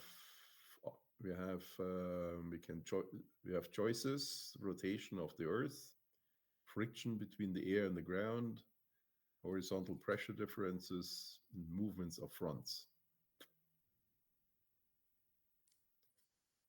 So wind needs something that drives it. Yep, I saw somebody is signaling 3. That's very correct, Reg. So basically, what drives the wind is if there's a high pressure system somewhere in a low pressure system, and the wind wants to flow. Obviously, the air wants to equalize that, so we have wind from the high into the low, and and if the pressure gradient, where the pressure changes pretty quickly, if that's really steep, meaning the isobars, which are lines of equal pressure, are close together, then you have a lot of wind. If they're far apart, then there's just a gentle breeze. But it always, the wind is basically from the high into the low, because it wants to equalize. So what's the answer here? So rotation of the Earth has other factors. For example, why these air masses rotate into the air rotates into the low and rotates out of the high. And that rotation has to do with the rotation of the Earth. Friction between air and ground is no. That slows down the wind. And that sort of is causing the wind gradient when you sort of come down to the ground, when you land. Horizontal pressure differences, that's it. That's number 3. Movements of fronts, no, the fronts move because of the same same mechanism that the air wants to move from the high into the low. And different air masses, fronts are basically boundary lines between different air masses that get together there. Okay, so then in the northern hemisphere, the winds blow direct from high to low pressure areas. What else do we have? Clockwise around the high and counterclockwise around the low. At a 30-degree angle out of the low, at a 30-degree angle into a high. Now, if you look at, let's say you don't know, right? Maybe you know already, but if you don't know, it's certainly the wind is not blowing out of a low. If anything, it's blowing into the low.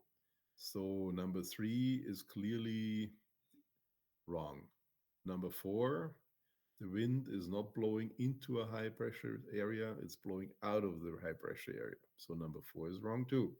So now you just have 1 and 2 as possibly correct answers. And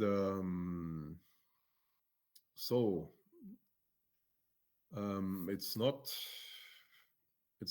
blowing direct from high to low because of, I talked about this earlier, about Coriolis forces, which have to do with the rotation of the Earth.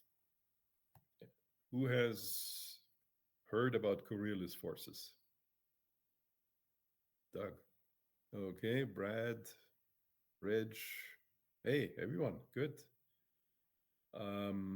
Except Greg. So that's basically a Coriolis force is if you are on a, I played this with my kids actually. We had a sort of little kiddie carousel in our local playground. And you put this in rotation and then try to walk to the center and walk around in this while it rotates. And you'll be really surprised what forces all of a sudden will act on your body. And it's the same thing in Earth. So if you look down from you're at the North Pole and then you're going up, right? And you look down on the Earth from way above the North Pole.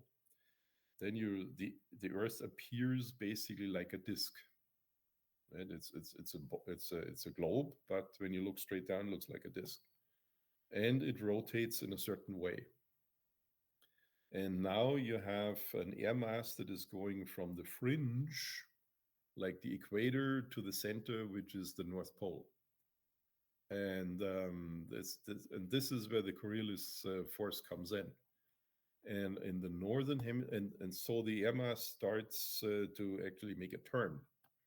And in the northern hemisphere, and the way the Earth rotates, when it comes out of a high, it sort of spirals clockwise out of the high, and when it goes into the low, it spirals counterclockwise into the low. That's why you have these two different rotations. Rotation out of the high and into the low. And some people say if you run your in your bathtub, you pull the plug and you see how the water goes out, it spirals always the same way as a low, right? I'm not sure if that's true, but theoretically it's the same. It's a Coriolis thing, right? Same thing. Okay. So just remember counterclockwise into the low. You see this on every weather chart. So if we, for example, pull up a weather chart. Okay.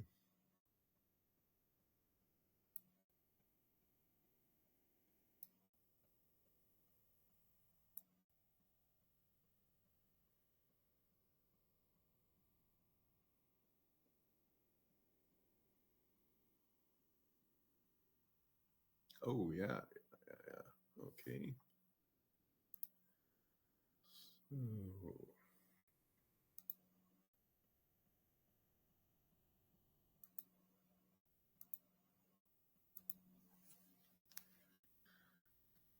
okay, so here's a Prague chart, as it's called, is American Prague chart. And you see lows are the red ones and highs, and they're all over the place. But we see one really deep low, and that's the hurricane down there. And the thingies, like the little veins it has, they're already showing that it's circulating this way, counterclockwise. Those guys are not real lows. They're just sort of little low pressure systems that are along the cold front. These blue things are actually cold fronts. And these lines in there, they are the isobars. So what we see here is a very shallow pressure distribution over, let's say, the Midwest, US Midwest and Ontario there. There's not much happening.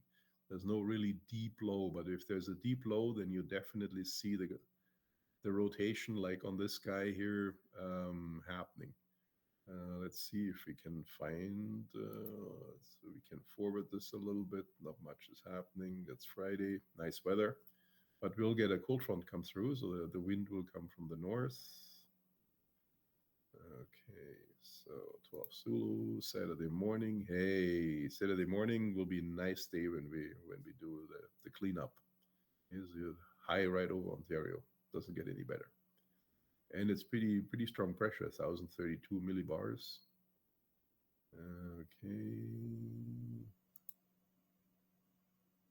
Okay. Now we see more. Let's see. No, the other one was better. Okay, so here's a low, and there you see this front is sort of bent like this. It's a cold front because the whole thing is rotating like this. You see this trough line here. There's another trough line here. So the air is basically flowing from the various highs into this low, and that's a pretty deep low. I don't see a millibar thing.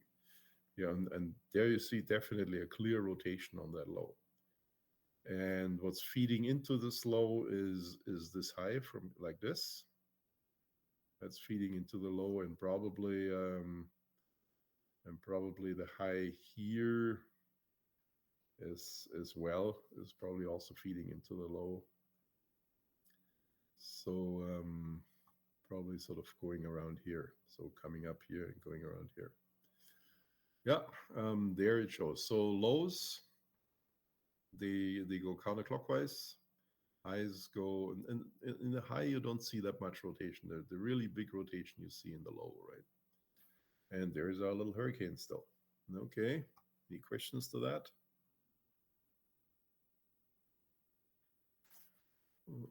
We'll go back to our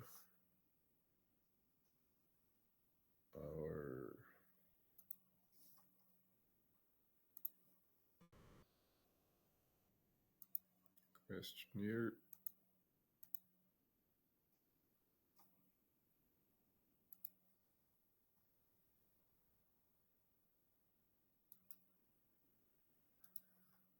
Okay, so the north, and this is in the northern hemisphere. In the southern hemisphere, because now you're looking at the bottom of the Earth,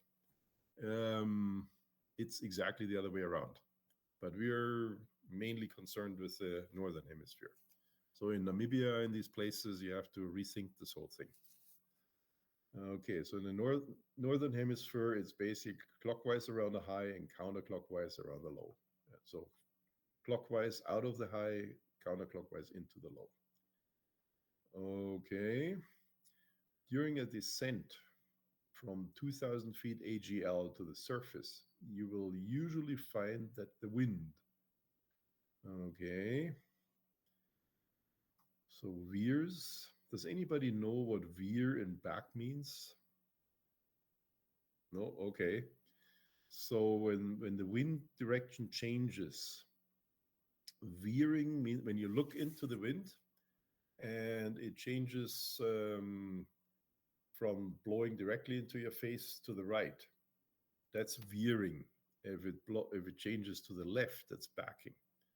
And typically what happens when you go from the ground up into wind aloft, the wind sort of on the ground, it may be 270 degrees, and then winds aloft are 290 or so. So basically it has changed to the right. That's veering. If it changes to lower degrees, like from 270 to 230, then that's backing. And so typically when you go up, the wind increases. We all know this, that winds aloft are usually higher than winds on the ground, and it veers to the right, it veers when you go up. So now when you go down, it does exactly the opposite, right? It decreases and it backs. Okay, and so it backs and decreases. 44. Number 4. But it's important to know the two terms veering and backing. So when the wind turns to the right, it veers. When it turns to the left, it backs. Meaning you look into the wind to the right and to the left. Okay. we'll work through a lot of weather stuff, so this will come back. But it's sort of we plant the seeds here. Okay, the lapse rate is the rate of change off. What is the lapse rate? Does anybody know? Okay, there's a lapse rate. Typically, a lapse rate always connects two variables, right? And in this particular case, it goes about the height. Now, the two with the horizontal here, you can already disregard. Lapse rates always have to do with the height. So we know, for example, what happens to the pressure if we go higher. The pressure goes down, right? The higher we go, the lower the pressure. What happens with the temperature if we go higher? The higher we go, usually the temperature gets lower as well, right? And that's the lapse rate is that the temperature decreases with every with altitude. So something like I think it's about 2 to 3 degrees per 1,000 feet. That would be the environmental lapse rate. There's other lapse rates too. There's the lapse rate in the atmosphere. Then there's if you get to an inversion, and an inversion is the higher you go, and it's not a very deep layer. The temperature actually goes up. So there's a negative lapse rate, but it's only in general, the higher you go, the colder it gets. And it's fairly below 10,000 feet, below 10,000 meters. So in the lower atmosphere, it's pretty steady and linear. Then it goes crazy above when you get into the stratosphere. So the temperature pretty much stays at minus 60 or whatever. You see that when you fly in the airliners, right? Okay, so it's temperature with height is the lapse rate. Pressure with height, no, they don't call it the lapse rate. And let me see. So there is atmospheric models in both the handbook as also the slide deck. And though there you can see basically what the temperature does in overheight and what the pressure does overheight and all these things. We'll take a look at this at some point. Okay, so let's go to the next one. Air masses which are being cooled from below are characterized by just think about an air mass that is cooled from below. When does that happen? Let's say we had a cold night. It's May. We had a clear night. It went pretty cold overnight, and so the ground is a lot colder now because it radiated off all its heat than the surrounding air. What happens then when that happens? So they have a really cold ground and the surrounding air is warmer. What you get is fog. So when the air is cooled from below, what you typically get is fog. And it happens in fall as well. You get the fall fogs. When the ground is, or in winter when there's snow on the ground, or the ground is frozen, right, and you get a warm front, it becomes pretty warm air. You're guaranteed you get fog because all that air is being cooled by the cold ground, right? So the right answer here is, I mean, strong winds, cumulus clouds, blah blah blah, is not correct. Uniform temperature, good visibility, no. You have fog, decreasing humidity, poor visibility. Poor visibility is correct, but not the decreasing humidity. Number 4, fog, poor visibility, layer clouds. This is when the air mass gets cooled from underneath. That's what it does. And you can just picture it, right? The typical foggy mornings. And why do we have fog in the morning? Because the ground cooled off overnight. And it's not the air mass itself does not cool. It is always the ground that either cools or warms the air. The thermals are basically created by the ground getting really nice and warm, and then it's warming up the lowest layer of the air. And that's causing the thermal. So the sun does not warm the air for thermals. It's the ground that warms. The sun warms the ground, and the ground warms then the air by contact, the lowest layer of the air. Okay, the following sequence of clouds is observed at an airport: cirrus, altostratus, nimbostratus. The observer should expect. You should know that by now. What are the answers? The passage of a cold front, anticyclonic weather, the passage of a warm front, clearing skies and a decrease in temperature. So you see the clouds, you see the cirrus, then you see altostratus, that's basically a thicker cirrus. Then you see nimbostratus, it's really, really thick low cloud and it's raining, is obviously a Warm front. a warm front. Did you say warm front, Doug? Yeah, a warm front. That's a typical warm front. Cold front is you get, and we had a few of those too, and I've sent out pictures about them, where you get pretty violent weather coming through with thunderstorms and all this kind of stuff because you get cold air that goes under the warm air and lifts it up pretty violently, and this is why you get violent weather. Okay, so the clearing skies and a decrease in temperature. This is what you would find when a cold front goes through. Okay, then 48. Which clouds have the international family prefix of cumulo? Well, these are the clouds we love, right? And what are cumulus clouds?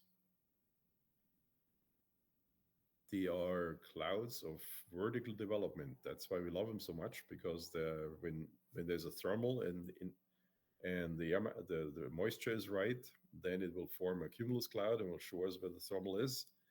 So these are and the cumulus clouds can be, like, if you talk about a huge one like cumulonimbus, they can go from 4,000 feet to 30,000 feet, right? And this is all vertical development versus horizontal stratus type clouds that are totally boring.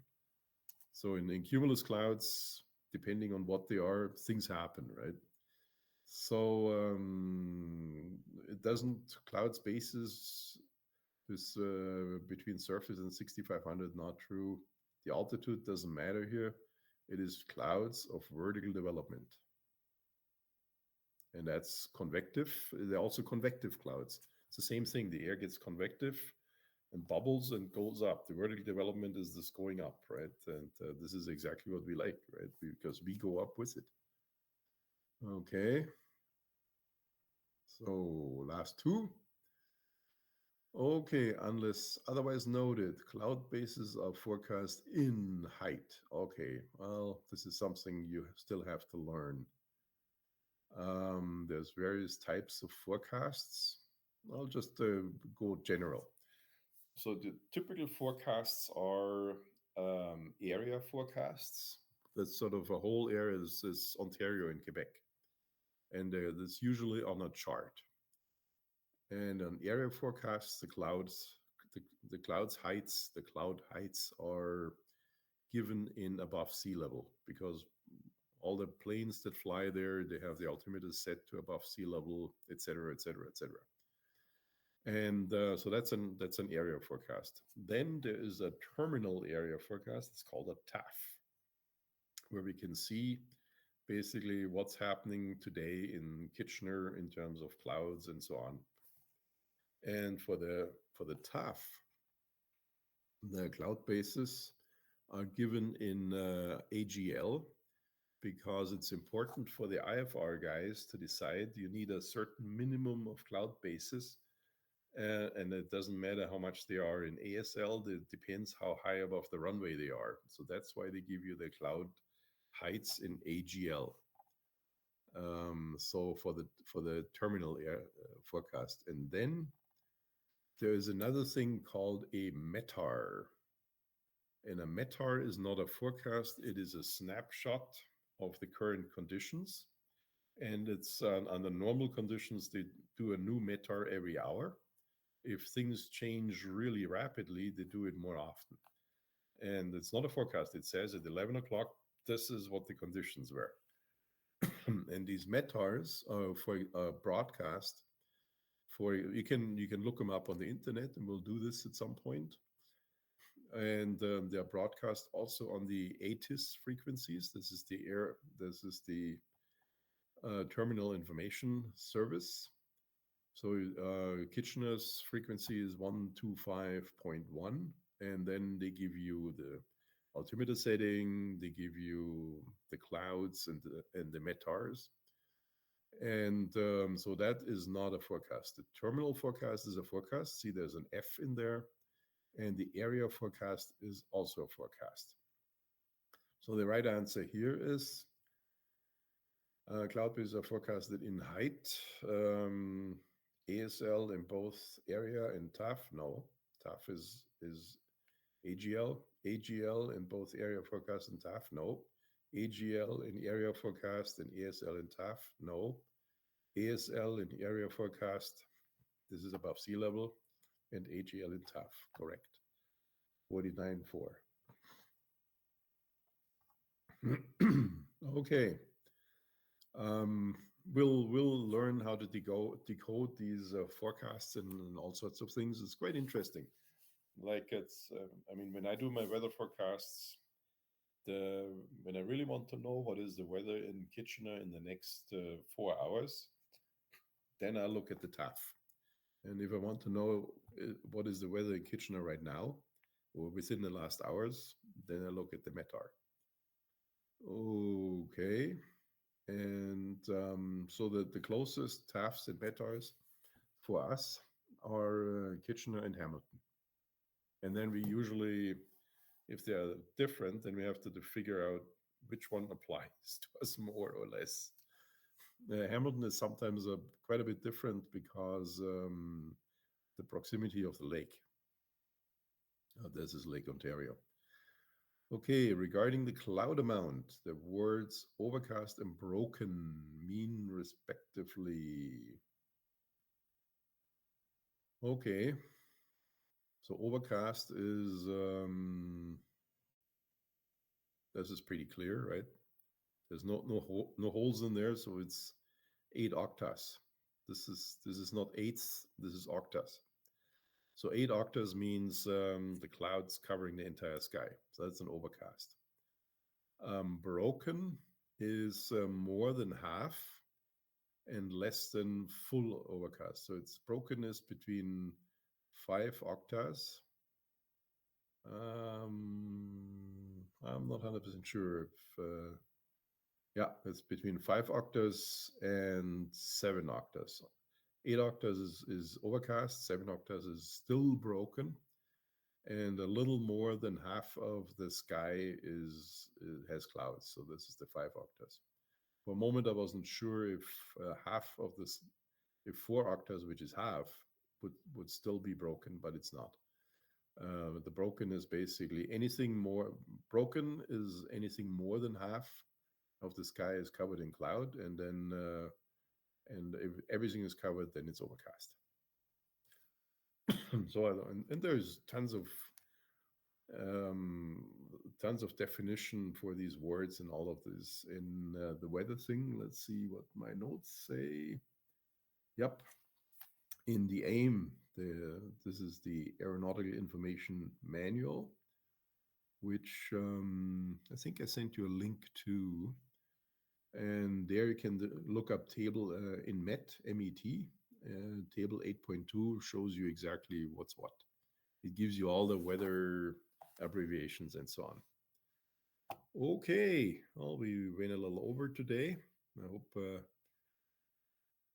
hope it wasn't too boring. And yeah, if you want to sort of work a little bit on things, look through. I think the best is to go through the FEA handbook, the glider pilot, the glider flying handbook, because it illustrates things so nicely and explains things really nicely. The other stuff, like weather stuff, is really dry, but we'll get to that too. Okay, then we'll see each other next Thursday, and I'm turning the recording off. Now, let's just see, record.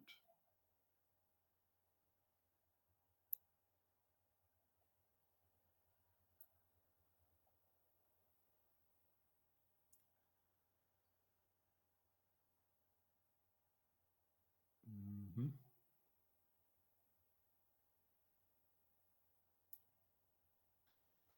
Okay, I'll see if we, and I guess Greg, you should turn your recorder off too, and see how big a file you got. I'll look at my file too.